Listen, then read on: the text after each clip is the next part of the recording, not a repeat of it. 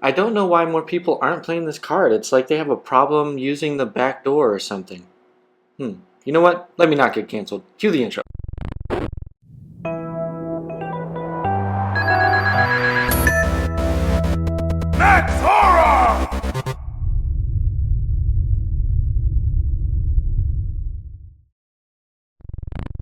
Welcome back, my fellow trainers, duelists, and card game enthusiasts. My name is Alex, and this is Aurachalcos. Today, I'm going to be showing you my Maliss deck that I took to several locals and a box tournament this week, where I went undefeated at one of the local tournaments and undefeated at the box tournament as well. I took first place at the local tournament, and the only person I had to go to game 3 with was Ramon, who you can see duel in one of these feature match videos right here. At the box tournament, I tied for first place with another Maliss duelist. I took game 1 in our match, but it lasted 35 minutes and I just didn't want to deal with the time shenanigans. So we made a gentleman's agreement and decided to split the prizing. So, without further ado, how about we unleash the seal on this undefeated Maliss deck profile. To start off with our monsters, we play 3 copies of Maliss Door Mouse. This is your best starter card and is really good. It banishes 1 Maliss monster from the deck. Then we have 3 copies of White Rabbit. This one's also really good. It sets one of the trap cards from the deck. And then we have 2 copies of Chessy Cat. This one is not as good, but still really good. You can banish an extra copy of a Maliss card from your hand and draw 2 cards. And these are super awesome. Now each of these also can pay 300 life points when they are banished to re-special themselves. So that's why they work really well under Shifter and with some of the other effects. Then we have 1 copy of Code of Soul. If you control a Link monster, you can special it, super good. Then we have 1 copy of Dotscaper to send off of the Red Ransom. Then we are also playing 3 Bestials. Each of these are really good. You can target the Maliss monsters in grave, banish them to summon these, and obviously that extends them. Then we are playing 3 copies of Dimension Shifter. We don't mind our cards being banished most of the time, and it even works well with the Bestials because you can target the Shifter that's engraved to summon the Bestial. Then we have, for other hand traps, 3 copies of Ash Blossom. I don't think I need to explain why this card is good. And then we have 3 copies of Ghost Mourner and Moonlit Chill. It is an effect veiler that works under Shifter. Then we have 3 copies of Infinite Impermanence, also technically an effect veiler that works under Shifter. Moving on to spell cards, we have Maliss in Underground. When it's activated, banishes a Maliss card from hand, deck, or grave. Super nice. Then we have 3 copies of Allure of Darkness, banish a Maliss monster, draw 2 cards. Sounds pretty good to me. Then we have 3 copies of Signet Backdoor. This is a card that I haven't seen anyone else play, but it does help you avoid hand traps, and that's why I'm playing it. It kind of functions similarly to the, what is it called? Memento Bone Party card. So then we are playing 2 copies of Book of Eclipse. Really good going first against Maliss, specifically first against Maliss, and then also really good against Rizio. Then we have 1 copy of Gold Sarcophagus. It's another starter card. Same thing with Terraforming, also a starter card. Then we're playing 1 copy of Triple Tactics Talent for siding patterns, but it's also pretty good going first or second, and I like it. Then we're playing 1 copy of each of the trap cards. These are super awesome. They can be activated the turn that they are set by banishing a Maliss monster you control. And then each of them does different things. This one special summons 1 from the deck. This one special summons 1 from grave or banished. And then you can also gain life points equal to its attack if you control a Link monster at resolution. A Maliss Link monster, sorry. And then we have this one here, where if you control a Maliss Link monster at resolution, will non-target banish a card on the field. And then its regular effect is add 1 Maliss monster from deck to hand. Alright, that's going to round out the main deck, and now I'm going to show you the extra deck. For our Link ones, we have 1 copy of Lingaribo. It is a trap card negate. We have 1 copy of Link Decoder. It comes back when you use it for a Link summon with some other specifications.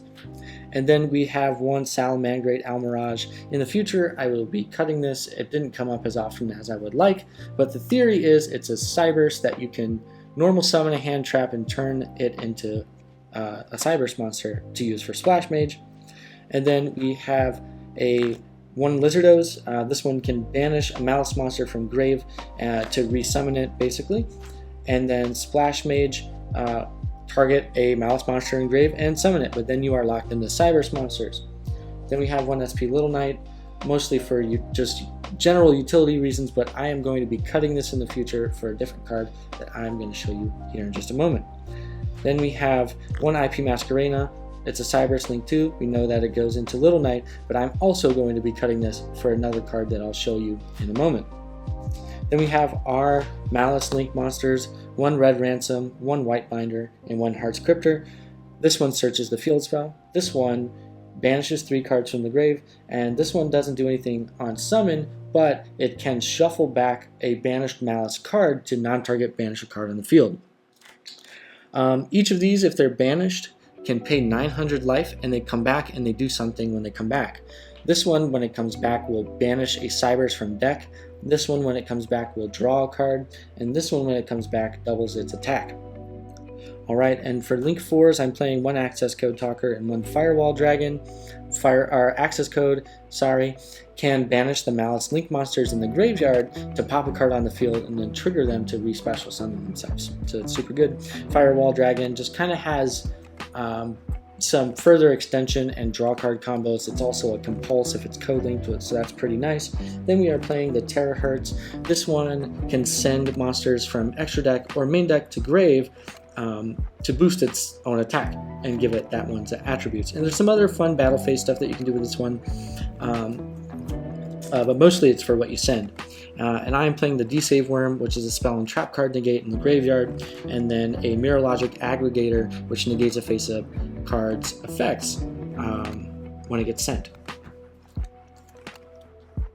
Alright, on to the side deck. We are playing one copy of Nibiru, one copy of Lancia. Both of these are cross-out targets. We are playing 3 copies of Cross-Out Designator. And then we have 2 copies of Ultimate Slayer. This is really good against Rizal, and it's good in the mirror match, as well as just going second against most other decks that have some kind of a big boss monster you want to get rid of. Then we have 1 copy of Called by the Grave. This is specifically for Lancia, but it also works against other hand traps as well.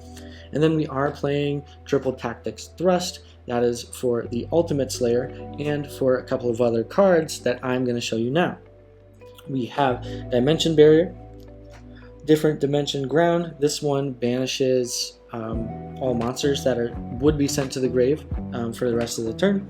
It is a lingering effect, so that's good. We have Artifact Sanctum. This is to special out the Lancia from the deck on our opponent's turn, and then we can tribute the Lancia so that they can't banish cards, specifically again for the Maliss Mirror match. And then to round off the side deck, we are playing 2 copies of Solemn Strike, and this is for going first. It hits the Link summons for Maliss monsters.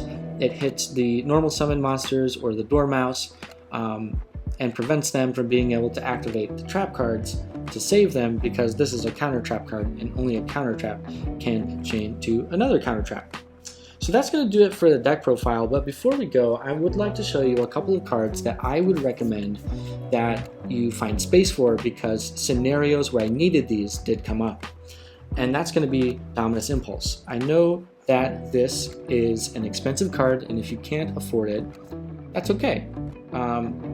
Obviously, I went undefeated at the box tournament and I won locals without it, so I don't think that you need it, but scenarios where this comes up exist, okay? So playing this, you want it as a cross-out target so that you don't get impulsed, and then it also helps against any deck that is not Rizal. You can use this against Dormouse as well as just against other things that need to be summoned from the deck, right? Alright, now we have Transcode Talker. This helps a lot if you get Lancia, as well as it is just a really good Link 3 extender, which having that in general did come up pretty often. The last card I'd recommend playing is making space for Packbit.